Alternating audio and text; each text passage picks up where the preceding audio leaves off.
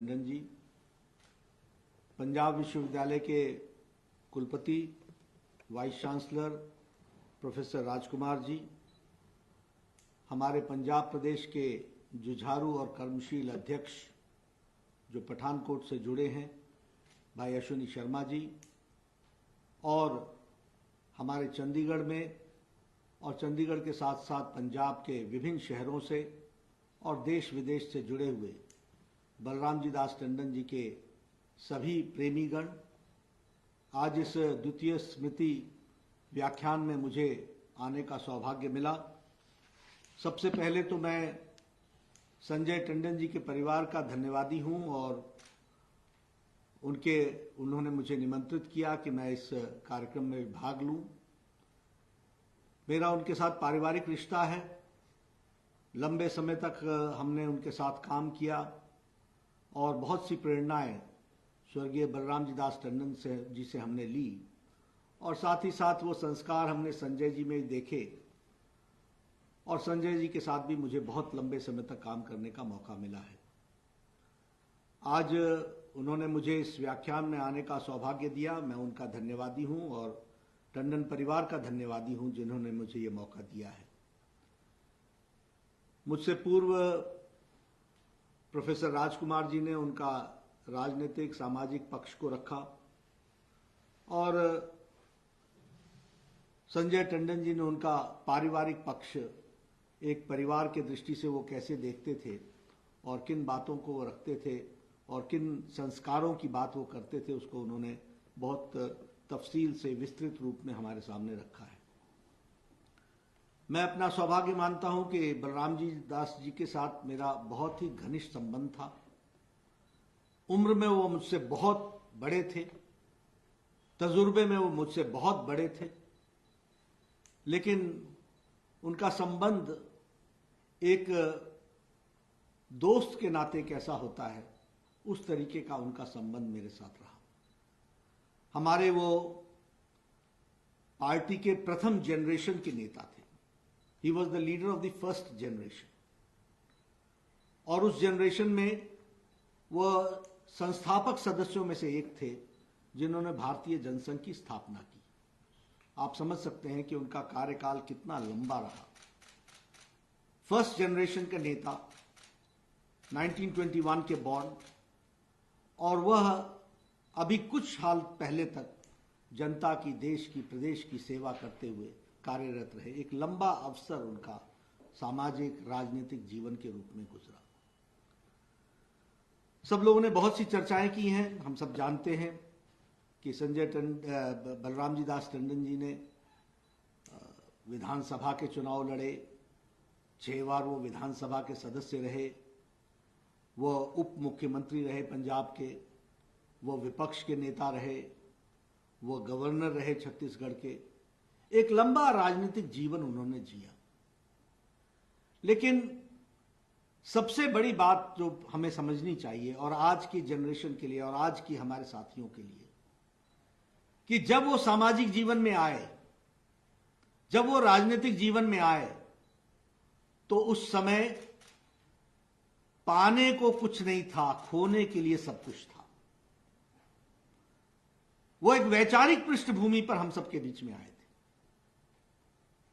वो समय था जब कोई सोच भी नहीं सकता था कि हम विधानसभा की ड्योढ़ी भी पार करके कभी विधानसभा के अंदर जाएंगे। यह जनसंघ की शुरुआत थी। कोई समझ भी नहीं सकता था कि हम कभी पार्षद बनेंगे। इसलिए there are 2 types of politics. One is the politics of ideology and another is politics of power. He was a person from the politics of ideology.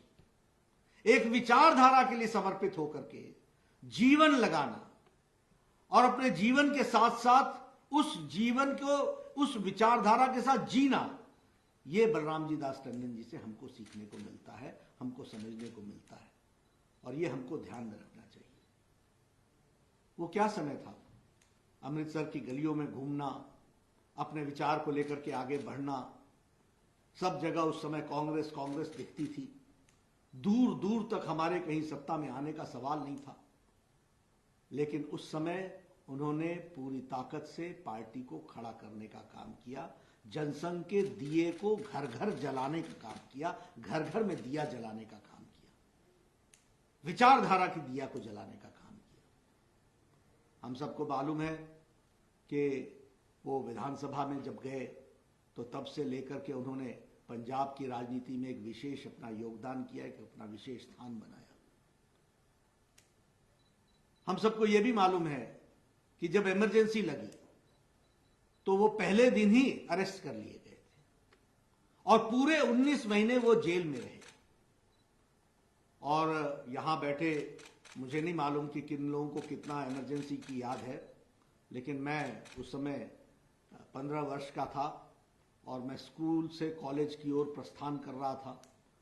तो उन दिनों में जब अरेस्टिंग होती थी तो यह समझा जाता था कि पता नहीं कभी लौट कर आएंगे कि नहीं आएंगे, पता नहीं कभी हम जेल की दीवारी से बाहर निकल पाएंगे कि नहीं निकल पाएंगे। उस समय बलराम जी दास टंडन जी ने अपने आप का अरेस्टिंग भी दी, जेल में भी रहे, मीसा DIR दोनों लगी, maintenance of internal security act, defence of Indian rule, ये सब लगा उन पर, सारी धाराएं लगी। और उन्होंने अंदर रह करके सिर्फ अंदर ही, जेल के अंदर ही लोगों का मनोबल नहीं बढ़ाया, उन्होंने परिवार का और समाज को संदेश देकर के भी जेल के अंदर से मनोबल बढ़ाया। इसको हमको समझना चाहिए, इसको हमको जानना चाहिए। और ये छोटी घटना नहीं है। हमारे यहां जेल में साथी, मुझे अच्छी तरीके से ध्यान में है कि जब वो जेल में थे तो उनके साथी, राजनीतिक साथी, बहुत बार दुखी हो जाते थे, बहुत बार उनके मन डिप्रेशन में हो जाता था। बलराम जी दास टंडन जी हमेशा कहते थे, विपरीत परिस्थितियों में ही रास्ता निकालना और आगे बढ़ना, यही जीवन की शैली है, इसी को जीवन कहते हैं, इसी को जीवन मान करके चलते हैं। तो उन्होंने जेल के अंदर भी वो सबको योगदान किया, सबका मनोबल बनाए रखा। बाहर आए, फिर उन्होंने फिर से सरकार में आए, सरकारें चलाई। और एक समन्वय देखिए, प्रकाश सिंह बादल जी हमारे वरिष्ठ नेता, अकाली दल, शिरोमणि अकाली दल के और पंजाब के वरिष्ठ नेता, उनके साथ उनका संबंध कोई 2 दिन का नहीं, कोई 2 साल का नहीं, कोई 20 साल का नहीं, जन्म का संबंध।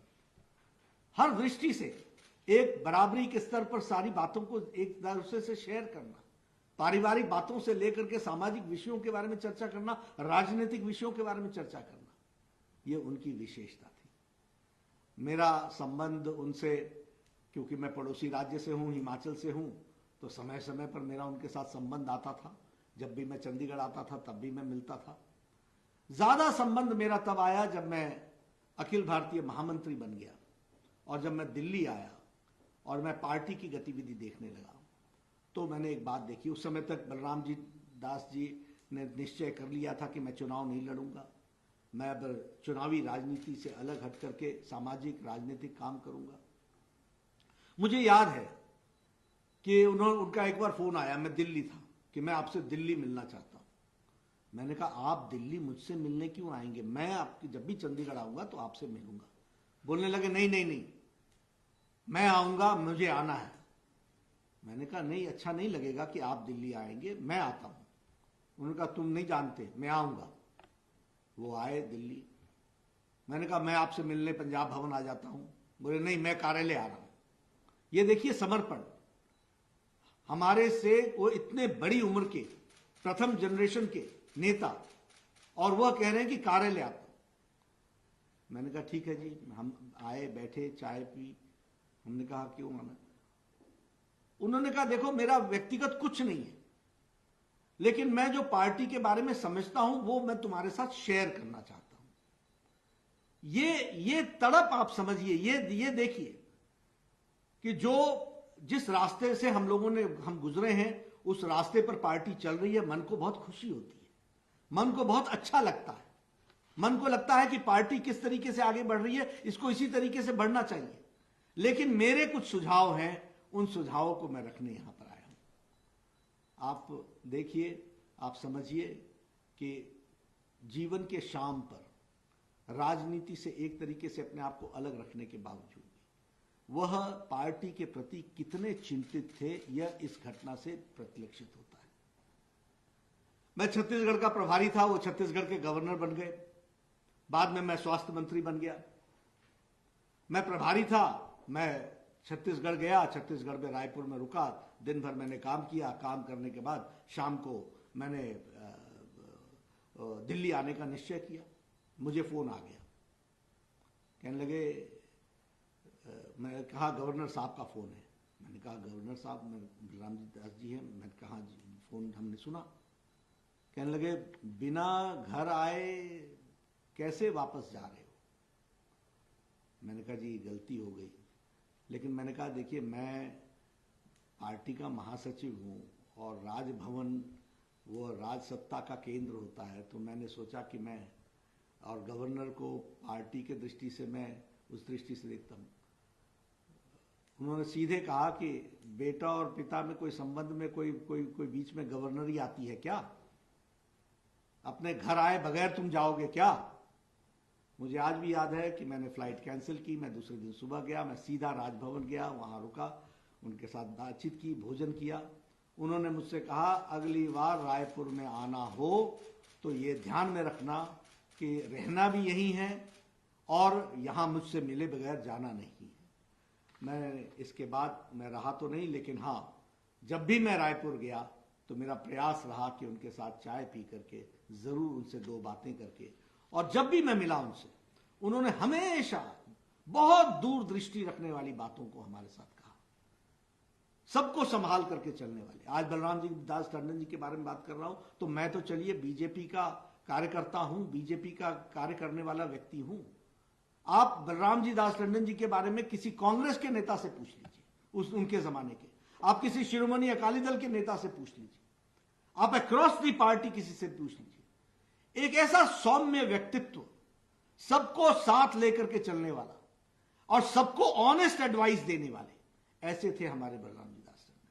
सबको ऑनेस्ट एडवाइस, और वो एडवाइस हमेशा पायस होती थी, पवित्र होती थी। उनका ऑरा ऐसा था कि उनके सामने जाने से बड़े लोग कितने भी गुस्से में हों, वह उनके सामने आने के बाद वैसे ही शांत ठंडे मन से उनके साथ बातचीत करते हुए, और वो हंसते हंसते बड़े से बड़े जटिल समस्याओं का सुझाव करते हुए, और जो रास्ता बताते थे वो कार्यकर्ता लेने के लिए तत्पर हो जाता था। ये था उनका व्यक्तित्व। आज जब हम उनको याद कर रहे हैं, और जैसे मैंने कहा कि विचारधारा की बात है, अब ये मेमोरियल लेक्चर है, इसलिए मैं इस अवसर को, उस मेमोरियल लेक्चर में कुछ राजनीतिक और कुछ विषयों के बारे में डालने में मेरा लालच है, उसको मैं छोड़ूंगा नहीं और चूकूंगा भी नहीं, उसका अवसर का मैं उपयोग करूंगा। देखिए, जब मैं आइडियोलॉजिकल दृष्टि से बोलता हूं तो आइडियोलॉजिकल दृष्टि से हमको समझना चाहिए कि वैचारिक पृष्ठभूमि में दो वाक्य, एक महात्मा गांधी के और दूसरा पंडित दीनदयाल उपाध्याय जी के हमको याद रखना चाहिए। महात्मा गांधी जी से पूछा कि जब तुम सत्ता में होगे, या जब तुम्हारी कभी सरकार होगी, या तुम या हमारे लोग जब सरकार में होंगे, तो उनको किन बातों का ध्यान रखना चाहिए? उन्होंने कहा जब भी कोई फैसला करो, for every act of omission and commission, जो भी फैसला करो, उस फैसले में तुमने एक बात ध्यान रखनी कि समाज का सबसे गरीब व्यक्ति, सबसे कमजोर व्यक्ति, सबसे अंतिम जगह पर खड़ा व्यक्ति, उसको वह नीति कितनी लाभकारी होगी, यही तुम्हारे निर्णय करने का आधार होना चाहिए। यह महात्मा गांधी ने कहा था। और पंडित दीनदयाल उपाध्याय जी ने क्या कहा था कि कोई भी नीति बनाओ और किसी भी काम को करो, हमेशा ध्यान रखो कि समाज के अंतिम पायदान पर खड़ा व्यक्ति को उसका क्या लाभ है, वह कितना उससे मजबूत होता है, उसको कितनी ताकत मिलती है, वह कैसे आगे बढ़ता है, इसकी चिंता करो। और इसलिए महात्मा गांधी जी ने कहा कि नर ही नारायण है, उसी की सेवा करो और अंतिम व्यक्ति की सेवा करो। और दीनदयाल उपाध्याय जी ने कहा अंत्योदय, अंतिम व्यक्ति का उदय करो। आज मुझे खुशी होती है कि जब मैं इन बातों की चर्चा कर रहा हूं, तो जिस आइडियोलॉजी के लिए बलरामजी दास टंडन जी ने अपना जीवन दे दिया, जिस आइडियोलॉजी के लिए, जिस विचारधारा के लिए बलरामजी दास टंडन जी अपने जीवन भर लगे रहे, आज उसको हम नरेंद्र मोदी जी के नेतृत्व में चलने वाली सरकार से साकार होते देख रहे हैं, उसको हम स्पष्ट रूप में पूरा होते हुए देख रहे हैं। यह बहुत ही महत्वपूर्ण बिंदु है और मुझे लगता है कि बलराम जी दास टंडन जी के लिए भी, उनकी आत्मा की शांति के लिए भी और उनके बताए रास्ते पर चलने के लिए आज भारत की सरकार मोदी जी के नेतृत्व में जिस तरीके से कर्तृत्व के साथ आगे बढ़ी है, वो हम सबको ध्यान में रखना चाहिए। और जब मैं ये कहता हूं कि अंत्योदय की बात, तो मैं ये सिर्फ कहने के लिए नहीं कह रहा हूं, सिर्फ बातों को रखने के लिए नहीं कह रहा हूं। इसके पीछे आधार है, जिस आधार को हमको समझना चाहिए। मित्रों, जितने भी स्कीम्स, जितने भी योजनाएं प्रधानमंत्री श्री नरेंद्र मोदी जी के नेतृत्व में भारत की स्कीम्स के रूप में सामने आई हैं, उन्होंने समाज का सामाजिक परिवर्तन और अंतिम व्यक्ति को ताकत देने का काम किया है। मैं पहली स्कीम का उदाहरण लेता हूं आपको, उज्ज्वला। जब मैं उज्ज्वला योजना की बात करता हूं तो हम आपसे ये चर्चा करना चाहते हैं कि आज प्रधानमंत्री मोदी जी के नेतृत्व में लगभग 8 करोड़ बहनों के घरों में सिलेंडर और चूल्हा यह पहुंचाने का इंतजाम नरेंद्र मोदी जी की सरकार ने किया है। अब हमारे से बहुत से लोग चर्चा करते हैं, मैं हमेशा कहता हूं we should know the impact of these policies, these programs. We should try to understand the depth of the programme.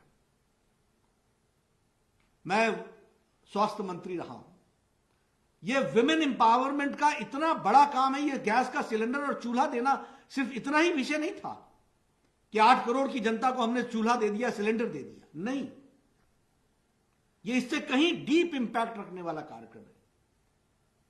यहां बैठे हमारे अश्विनी शर्मा जी पठानकोट के गांव में घूमते रहे हैं, हमारे हिमाचल में भी जाते रहे हैं। आपको मालूम होगा, आपके ध्यान में होगा कि हमारी बहनें सुबेरे 4 बजे उठ करके अपने दैनिक जीवन से निवृत्त होकर के क्या वो जंगलों में जाकर के अपने बच्चों के साथ पेड़ की लकड़ियां काट करके ला करके चूल्हा नहीं जलाती थी? क्या हमको ध्यान में है कि उस समय कोई ना कोई गांव में कोई ना कोई महिला या कोई ना कोई पुरुष पेड़ से गिर करके अपनी रीढ़ की हड्डी तोड़वा के बैठा हुआ होता था? क्या हमारे ध्यान में है कि उस समय सुबह की चाय बनाने के लिए अगर 6 बजे चाय देनी है तो 4 बजे घर से निकलना पड़ता था? क्या हमारे ध्यान में है वर्ल्ड हेल्थ ऑर्गेनाइजेशन ये कहता है कि 1 घंटे के अंदर जो महिला चूल्हे के नजदीक रहती हैं वो अपने फेफड़ों में कम से कम 400 सिगरेट का धुआं ले लेती हैं। ये वर्ल्ड हेल्थ ऑर्गेनाइजेशन की रिपोर्ट कहती है। तो आप समझिए कि ये सिलेंडर देकर के 8 करोड़ बहनों को, जो समाज की बिल्कुल वंचित, बिल्कुल जो सबसे नीचे पायदान पे खड़े परिवार थे, उनको जब इसकी स्ट्रेंथ दी गई, तो यह उज्ज्वला योजना अपने आप में भारत के तस्वीर और तकदीर को बदलने में कितना बड़ा कैटलिस्ट का काम किया है, इसको हमको समझना चाहिए। This is the impact of Ujjwala योजना।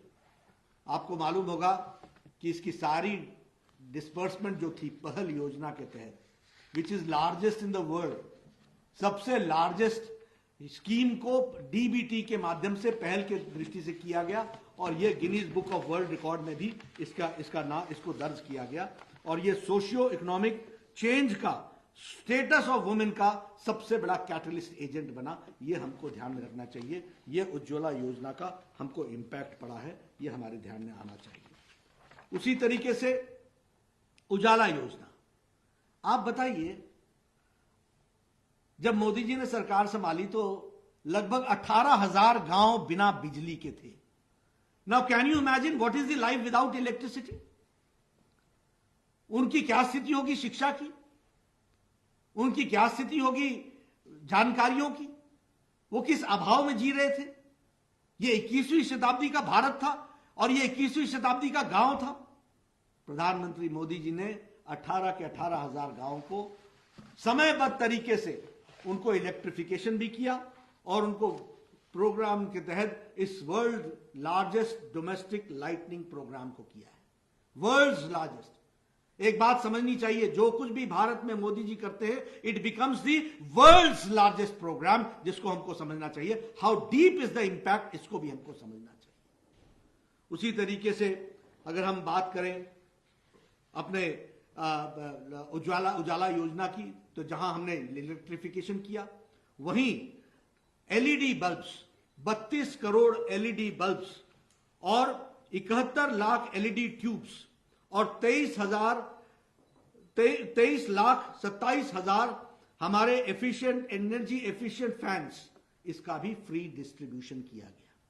और यह फ्री डिस्ट्रीब्यूशन के माध्यम से लगभग 47.09 किलो वॉट्स आवर्स, यह हमारे को पर ईयर हमारी सेविंग हुई है।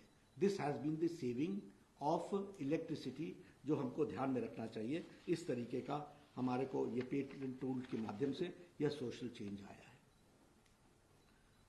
आपको याद होगा कि प्रधानमंत्री जी ने स्वच्छता अभियान चलाया और उस समय चर्चा चली कि प्रधानमंत्री जी ये सफाई का अभियान ले रहे हैं, ये छोटे छोटे काम से क्या फर्क पड़ता है। आपको जानकर के आश्चर्य होगा कि 2014 में ओपन डेफिकेशन फ्री, जो मानवता के लिए एक अभिशाप था, जो मानवता के लिए एक अभिशाप था, हमारी बहनों को, हमारे बच्चों को सूर्यास्त का इंतजार करना पड़ता था अपने दैनंदिन जीवन के कार्य को करने के लिए, और सूर्योदय से पहले उनको अपना दैनंदिन जीवन पूरा करना पड़ता था, क्योंकि उनको घर से बाहर, गांव से बाहर, खेतों में जाना पड़ता था। 36% सिर्फ ओपन डेफिकेशन था, 36%। आज मोदी जी के नेतृत्व में 100% ओपन डेफिकेशन फ्री हो गया है। 100% ओपन डेफिकेशन फ्री, ओडीएफ हो चुका है। हर गांव में, हर जगह पर स्वच्छता की दृष्टि से, सैनिटेशन की दृष्टि से टॉयलेट्स का निर्माण हुआ है। 10 करोड़ 28 लाख टॉयलेट्स बने हैं, विच इज इक्वल टू 99.96%। यह है स्वच्छ भारत अभियान का इंपैक्ट। अब आप कहेंगे कि टॉयलेट बन गए, बहुत अच्छी बात हो गई, बहुत फर्क पड़, बहुत अच्छी रही। बहुत अच्छा नहीं, इसका भी इंपैक्ट हमको समझना चाहिए। अंडर 5 मॉर्टैलिटी, यानी 5 साल से नीचे के बच्चे, इनकी डेथ रेट में, मॉर्टैलिटी में बहुत बड़ा फर्क पड़ा, क्योंकि डायरिया से और कॉलेरा से मरने वाले लोगों की और मलेरिया से मरने वालों की संख्या बच्चों की अत्यधिक थी। उस पर इसका इंपैक्ट पड़ा है। यह भी हमको हेल्थ दृष्टि से समझना चाहिए। और आने वाले समय में हेल्थ इंडिकेटर्स इसको इंडिकेट कर रहे हैं कि there is a serious uprise and there is ये जो फॉल था मॉर्टैलिटी रेट में, अंडर 5 मॉर्टैलिटी में, इसमें बहुत ज्यादा सुधार आया है। इस बात को भी हमको ध्यान में रखना चाहिए। अभी प्रधानमंत्री किसान सम्मान निधि, आज तक कभी किसानों के बारे में लोगों ने बात तो बहुत की, चर्चा तो बहुत की, किसानों के नेता भी रहे, लेकिन किसानों के लिए कुछ करने की, कुछ कर गुजरने की जब बात आई तो कुछ भी नहीं हो पाया, यह हमको मालूम है। लेकिन प्रधानमंत्री किसान सम्मान निधि के तहत 8 करोड़ 64 लाख किसानों को, 8 करोड़ 64 लाख किसानों को 2,000 रुपए और 2,000 रुपए, 6,000 रुपए की सालाना किश्त, यह देने का निर्णय प्रधानमंत्री मोदी जी ने 2019 में किया। और आपको शायद ध्यान में आया होगा कि ये कोरोना काल में, लॉकडाउन में, देखिए जब प्रधानमंत्री कहते थे कि जनधन में खाता खोलो तो लोग मजाक बनाते थे। खाता खोलने का कारण क्या है, खाता खोलने से फायदा क्या होगा। प्रधानमंत्री जी ने कहा 0 बैलेंस पर आप खाता खोलिए। आपको जान करके आश्चर्य होगा कि आज 40 करोड़ लोगों ने खाता खोला है, जिसमें से आधी महिलाएं हैं। और ये महिलाएं आधी हैं, और 3.25 करोड़ सिर्फ खाते खुले थे 2014 तक, और आज 40 करोड़ लोगों ने खाता खोला है। इस खाते के माध्यम से 8 करोड़ 64 लाख लोगों के खाते में 2,000 रुपए की किश्त गई है इस कोरोना संक्रमण में।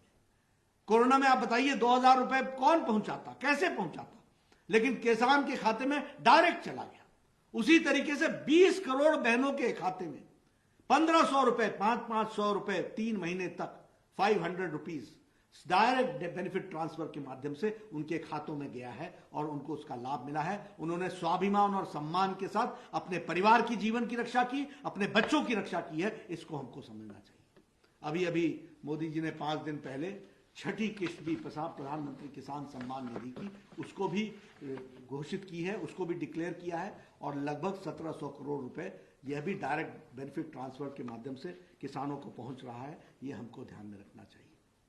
मनरेगा, यही मनरेगा था, गड्ढे खोदो सिर्फ, और जिसको कहते हैं कि एक जॉब एम्प्लॉयमेंट का कार्यक्रम था। लेकिन जॉब एम्प्लॉयमेंट के साथ साथ असेट क्रिएशन होना चाहिए, यह मोदी जी ने किया है। जॉब का एम्प्लॉयमेंट भी होना चाहिए, गारंटी भी होनी चाहिए जॉब्स की, लेकिन जॉब्स की गारंटी के साथ साथ एम्प्लॉयमेंट भी मिलनी चाहिए, तो एम्प्लॉयमेंट के साथ साथ एसेट क्रिएशन भी होना चाहिए। इस पर भी ध्यान दिया गया, इसलिए इसके वेरिएशन को इसको बढ़ा दिया गया है, इसको भी हमको ध्यान में रखना चाहिए। इस दृष्टि से इसको काम किया गया। यूपीए के जमाने में timely dispersal was only 34%. Now in MNREGA the disposal is 99% timely distribution, disposal of funds का जो है वो 99% हो गया है। इसको हमको समझना चाहिए। अभी कोरोना काल में जिस तरीके से हम सबको मालूम है कि प्रधानमंत्री गरीब कल्याण पैकेज दिया गया, अब आप देखिए सारा देश लॉकडाउन हुआ था। प्रधानमंत्री ji have taken a very bold and a very timely decision, लेकिन जैसा कि वर्ल्ड हेल्थ ऑर्गेनाइजेशन और यूएन जनरल असेंबली में यूएन ने कहा कि prime minister Modi has addressed the health issues, along with the health issues he has addressed the economic issues also, इसको भी उन्होंने कहा। और इस दृष्टि से अगर हम ध्यान में लें तो हमारे ध्यान में आता है कि 1,70,000 करोड़ का पैकेज दिया। 80 करोड़ की जनता को मार्च महीने से लेकर नवंबर महीने तक 5 किलो चावल या 5 किलो गेहूं, 1 किलो दाल, इसकी व्यवस्था नवंबर महीने तक 80 करोड़ की जनता के लिए किया गया, फॉर 80 करोड़ पीपल। कोई भूखा ना रहे, कोई अन्न के बगैर ना रहे। यह है अंत्योदय, यह है फैसला लेने वाले प्रधान सेवक का वह मंशा कि अंतिम व्यक्ति को उसका लाभ होना चाहिए, यह दिखाया है। यह थी बलराम दास टंडन जी का सपना, जिसको आज साकार होते हुए मोदी जी के नेतृत्व में हम देख रहे हैं। इसके लिए दिया था उन्होंने, जीवन में अपना राजनीतिक जीवन लगाया था, अपना सामाजिक जीवन लगाया था, उसको आज साकार होते हुए हमको देखने का मौका मिल रहा है। ये कहना आसान नहीं है। 80 करोड़ की जनता को 9 महीने तक पूरी की पूरे राशन के साथ व्यवस्था करना। इतना ही नहीं, 20 करोड़ जनता को, हमारी बहनों को 1500 रुपए उनके खाते में डालना 3 महीने के लिए। दिव्यांग भाइयों के लिए 1000 रुपए डालना, और वो भी दिव्यांग, वृद्धा और इनके लिए अपने विधवा बहनों के लिए, ये इसके लिए खातों में, अकाउंट्स में उनके पैसे डालना। इसके साथ साथ 8 करोड़ बहनों को 3 सिलेंडर 3 महीने के लिए वो भी मुफ्त मुहैया कराना। यह भी उज्ज्वला योजना का कार्यक्रम किया गया और गरीब कल्याण पैकेज को आगे बढ़ाया गया। इसको हमको ध्यान में रखना चाहिए। लेकिन मैं आपसे एक निवेदन करना चाहता हूं कि प्रधानमंत्री मोदी जी ने कहा है कि आपदा को अवसर में बदलना है, और इसलिए आत्मनिर्भर भारत, और आत्मनिर्भर भारत में 20 लाख करोड़ रुपए का पैकेज। यह पैकेज बहुत चीजों से जुड़ा हुआ है। यह पैकेज एयर स्पेस से भी जुड़ा हुआ है, यह पैकेज माइनिंग से भी जुड़ा हुआ है, यह पैकेज कोल से भी जुड़ा हुआ है, यह पैकेज एयर स्पेस से भी जुड़ा हुआ है, यह पैकेज आर्मी के दृष्टि से, जिसको हम कहते हैं कि घरेलू उत्पाद, यानी हमारे घर में ही इसका प्रोडक्शन हो, इससे भी जुड़ा हुआ है।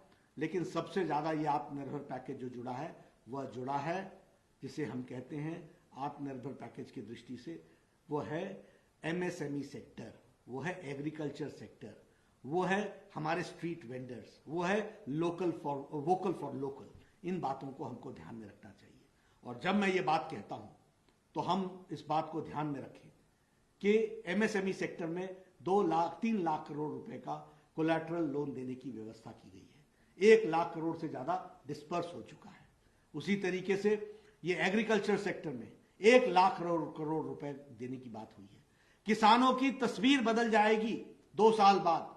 एग्रीकल्चर सेक्टर में जब 1 लाख करोड़ रुपए इन्वेस्ट होगा और एग्रीकल्चर इंफ्रास्ट्रक्चर में लगेगा, वो वैल्यू एडिशन जो देगा और वो जो सप्लाई चेन की कनेक्टिविटी को डेवलप करेगा, यह अपने आप में किसान की तस्वीर बदलेगा। इसको हमको ध्यान में रखना चाहिए। और मैं, ये ठीक है कि आप चंडीगढ़ में बैठे हैं, लेकिन अश्विनी हमारे पंजाब के हैं नेता, उनको किसानों की चिंता करनी है।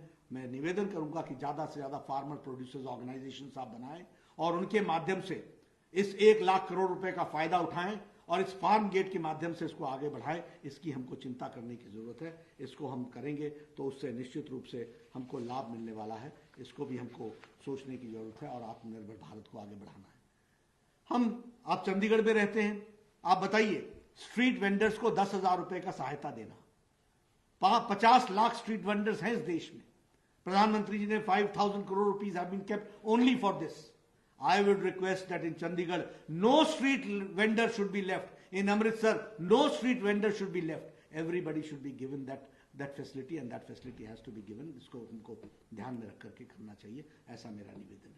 मैं आज ये सारी बातें आपसे इसलिए कर रहा हूं, आपने व्याख्यान बलराम जी दास टंडन जी के ऊपर रखा था। बलराम जी दास टंडन जी जिन बातों को लेकर चले थे, उन बातों को स्कीम के रूप में रखते हुए आज उसको पूरा करने का काम हमारी सरकार, केंद्र की सरकार कर रही है। वो हम आपके साथ शेयर करना चाहते थे। वो इसलिए शेयर करना चाहते थे कि किसी का जीवन, राजनीतिक जीवन, वो व्यर्थ नहीं गया, वो सार्थक रहा। उनका जीवन सार्थक रहा। जिन रास्तों पर चलने के लिए उन्होंने कहा था, आज भारतीय जनता पार्टी के एक एक कार्यकर्ता को ये खुशी है कि ये सौभाग्य मिल रहा है कि जिस आइडियोलॉजी के लिए हम सब लोगों ने, जब पाने को कुछ नहीं था, खोने को सब कुछ था, तब चले थे, उसको आज जब हम साकार होते देखते हैं तो हम पाते हैं कि बीजेपी का एक एक कार्यकर्ता एक क्रूसेडर के रूप में मोदी जी के नेतृत्व में इन सारी बातों को नीचे जमीनी स्तर पर उतारने का प्रयास कर रहा है, जिसने भारत की तस्वीर को बदलने में एक बहुत बड़ा योगदान किया है। India has become an international power in the sense, हमारी पहचान को दुनिया मानने लगी है। और मोदी जी के नेतृत्व में आम आदमी का विकास, जिस तरीके से सर्वांगीण विकास में इन स्कीमों ने योगदान किया है, वो हमको ध्यान में रखना चाहिए। मैं अंत में सिर्फ आपसे एक आयुष्मान भारत के बारे में डिस्कस करना चाहता हूँ, which is again the world's largest health care scheme. Western world has been talking about universal health coverage. हमारा आयुष्मान भारत देखो आप, 55 करोड़ लोगों को, और ये 55 करोड़ लोगों को 5 लाख रुपए का हेल्थ कवरेज, 1385 बीमारियों से और पैकेज के माध्यम से ये देना, और लगभग 1 करोड़ लोगों ने इसका लाभ उठा लिया है। लगभग 13,000 करोड़ रुपए इस पर खर्च हो चुके हैं।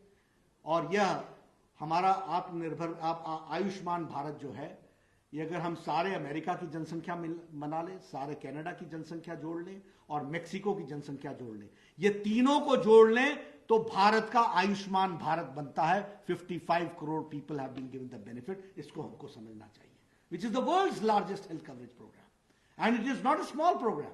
It is a programme where 5 lakh rupees have been given for every family, for every 55 crore family for every year। इसको हमको समझना चाहिए। इस तरीके का कार्यक्रम प्रधानमंत्री जी ने एक बनाया है, जिसको हम पूरा कर रहे हैं। इसका फायदा कौन उठा रहा है?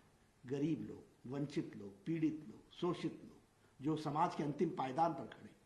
तो आज मुझे इस बात की बड़ी खुशी है कि भारतीय जनता पार्टी के कार्यकर्ता के रूप में और राष्ट्रीय अध्यक्ष के रूप में, जब मैं बलराम जी दास टंडन जी के व्याख्यान माला में बोलने का मुझे सौभाग्य मिला है, तो मैं इस बात का संतोष जता सकता हूं कि जिन बातों के लिए उन्होंने जीवन लगाया, जिस आइडियोलॉजी के लिए उन्होंने जीवन लगाया, उसको साकार करने में हम सब लोग आज तत्पर हैं, और वो सपना साकार होता हुआ दिख रहा है। इसके लिए मैं आप सबका बहुत बहुत धन्यवाद देता हूं। और आपने मेरी बातों को सुना, और फिर से संजय टंडन जी मुझे आने का आमंत्रित किया, इसके लिए उनका विशेष धन्यवाद। टंडन परिवार का धन्यवाद, भाभी जी का धन्यवाद, माता जी को मेरा नमस्कार। इन्हीं शब्दों के साथ सभी को मेरा नमस्कार, बहुत बहुत धन्यवाद।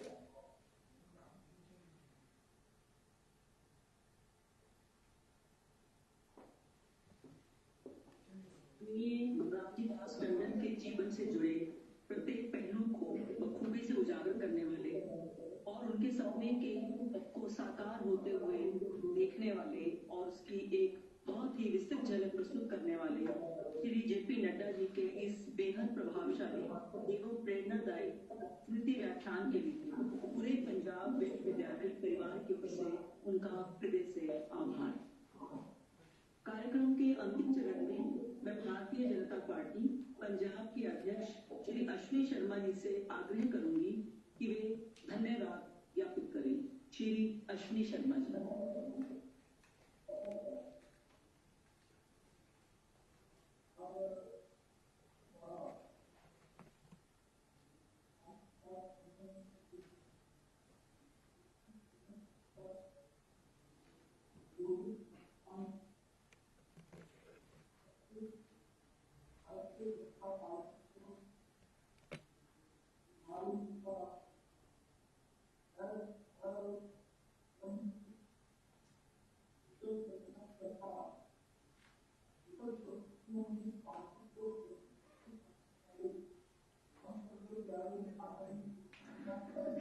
मैं रिक्वेस्ट करूंगा थोड़ा सा माइक माइक पास में रख बात करें, आवाज कम आ रही है आपकी। Thank you.